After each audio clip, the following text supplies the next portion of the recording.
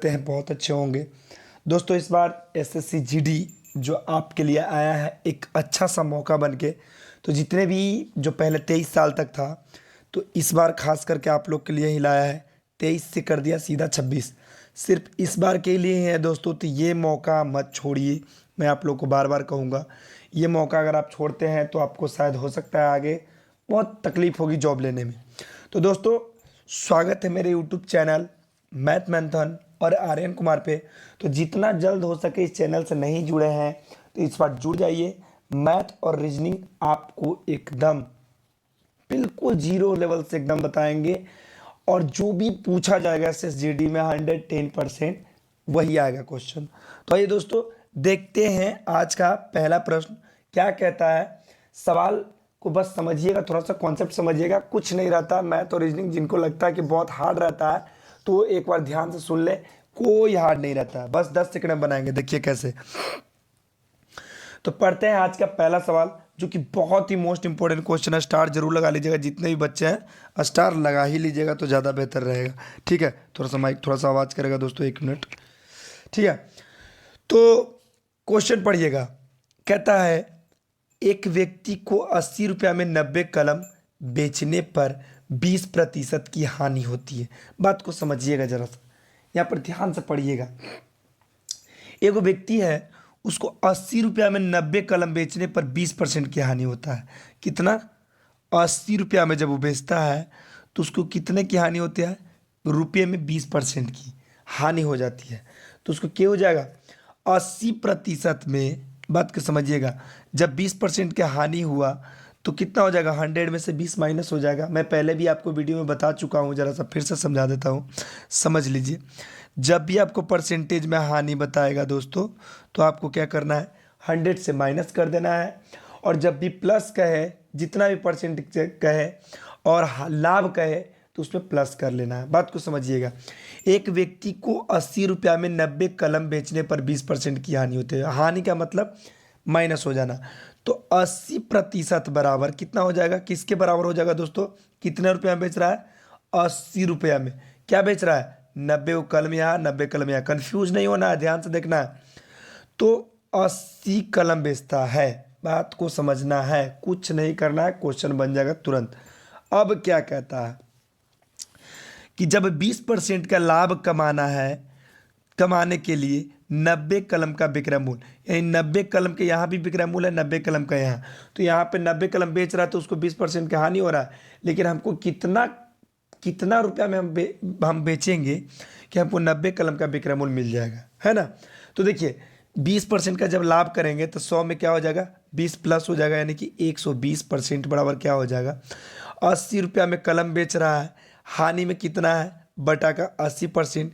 कितने में लाभ हमको कमाना है? 120 रुपये में। बात को समझिएगा। 80 से 80 खत्म, बच गया कितना? 120। किस ऑप्शन में प्यारे बच्चों? Option number D. देखिए यही आपका आंसर हो गया। दोस्तों कोई तकलीफ हुई होगी तो एक बार कमेंट बॉक्स में आइएगा। जितने भी लोग हैं, देखिए 47 व्यू आ रहे हैं और 47 सब्सक्राइब नहीं हो रहा है आपसे, तो एक बार सब्सक्राइब भी जरूर कर दीजिएगा। कोई गलत चीज़ नहीं बताते हैं प्यारे बच्चों। आइए अगला सवाल। और अगला सवाल देखने से पहले बता दूं दोस्तों कि लास्ट में मैं आप लोग को होमवर्क के तौर पे एक सवाल भी दूंगा जो कि मैं पिछले पार्ट में बता दिया हूं। और जितने भी छात्र हैं जो स्पेशल जो एसएससी जीडी बैच चल रहा है वो जरूर जुड़े, मैथ और रीजनिंग के लिए जरूर जुड़ जाए। अगर आपको लगे कि हाँ सर खराब बता रहे हैं तो मैं भी आपके साथ तैयारी कर रहा हूँ, मैं आप लोग के साथ खेल नहीं सकता बच्चों। सवाल पढ़िएगा। कहता है किसी सिनेमा हॉल में टिकट दर में जब 60% की वृद्धि हो जाती है तब दर्शकों से प्राप्त कुल आय में 20% की कमी हो जाती है। ज्ञात कीजिए कि दर्शकों की संख्या कितने प्रतिशत कम हो गई होगी। देखिए दोस्तों एक तरह से इसको माने तो इसको हम 10 सेकंड में बना सकते हैं। पहले बेसिक देख लीजिए, समझिएगा, कुछ करना नहीं है, बस देखना है। ठीक है, बात को समझिएगा क्या कह रहा है। मान लीजिए टिकट का जो दाम होगा वो 100 रुपये होगा, समझ रहे हैं, बात को समझिएगा। और दर्शक जो होगा वो कितना होगा? 100 होगा। मान लीजिए दर्शक भी 100 होगा, टिकट का भी दाम हो गया 100, तो दोनों को मल्टीप्लाई करेंगे तो कितना हो जाएगा दोस्तों? 10,000 हो जाएगा। कितना हो जाएगा? 10,000। अब कहता है कि जब 20% की कमी, जब दर्शक से प्राप्त कुल आय 20% की कमी होती है, कब? जब 60% की वृद्धि हो जाती है, क्या हो जाती है, जब 60% की वृद्धि का मतलब पहले 100 था, अब कितना हो गया 160% की जब वृद्धि हुआ तो क्या हो जाता है, कुल आय, मान लीजिए कुल आय हो गया एक्स में कितना हो जाता है वृद्धि, यानी 20% की कमी हो जाता है किसमें, जो आय हमारा कुल है, कुल आय एक्स, यहाँ पर माफ़ कीजिएगा माफ, 1 मिनट रुकिए, यहाँ पे एक्स आएगा लेकिन कैसा आएगा हम बताएंगे।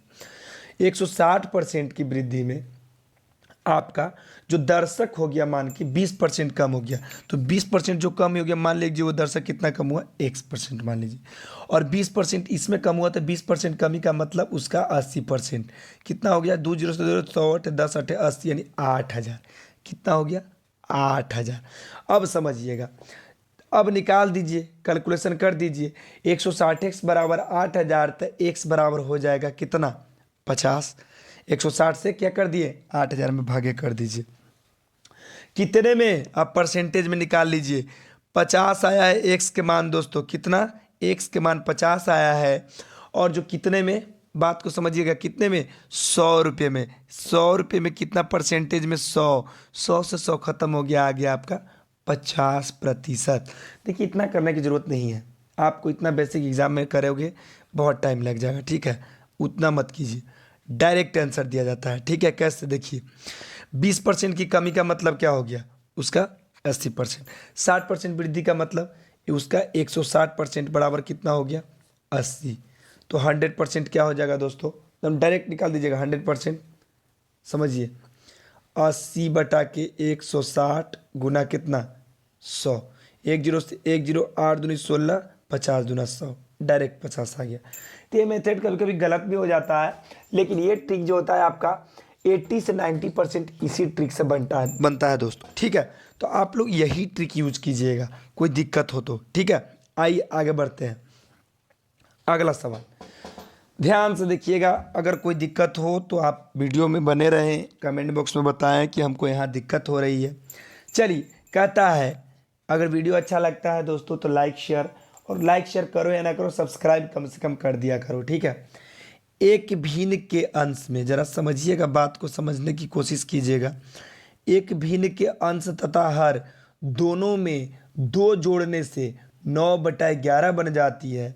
यदि अंश तथा हर दोनों में 3 जोड़ दिया जाए तो वह 5/6 बन जाती है। तो भिन्न क्या है, एक्स वाई मानने की ज़रूरत नहीं है, इसमें आपको 4-5 मिनट लग जाएंगे एक्स वाई मानने में, हम आपको बताएंगे 10 सेकंड में। कैसे, तो वो है ऑप्शन से। कैसे, मान लीजिए ऑप्शन नंबर ए है, कितना जोड़ने के लिए करा, अंश होता है ऊपर वाला बच्चों और हर होता है नीचे वाला।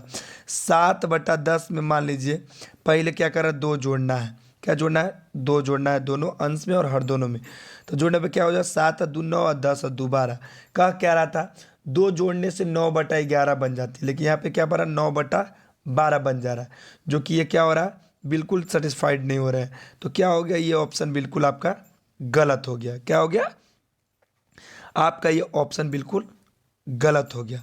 चलिए अगले ऑप्शन में आते हैं, 7/9 वाला ऑप्शन में क्या है, 7/9 वाला में चलते हैं। 2 जोड़ते हैं पहले दोस्तों, दोनों में अंश और हर दोनों में कह रहा था, 7 और 2 9, 9 2 11, यानी 9/11 बन जाए। क्या बन जाए, 9/11। तो जी हाँ, बिल्कुल 9/11 बन गया है। अब आगे बढ़ते हैं, यदि अंश तथा हर दोनों में 3 जोड़ दिया जाए, अब 7/9 में कह रहा है कि 3 जोड़ देते हैं तो कितना बन जाता है 5/6, 7 और 3 कितना हो गया 10, 9 और 3 12। बताइए दोस्तों, काटेंगे तो कितना होगा, 5 दूनी 10, 6 दूनी 12, बन गया 5/6, बन गया बिल्कुल।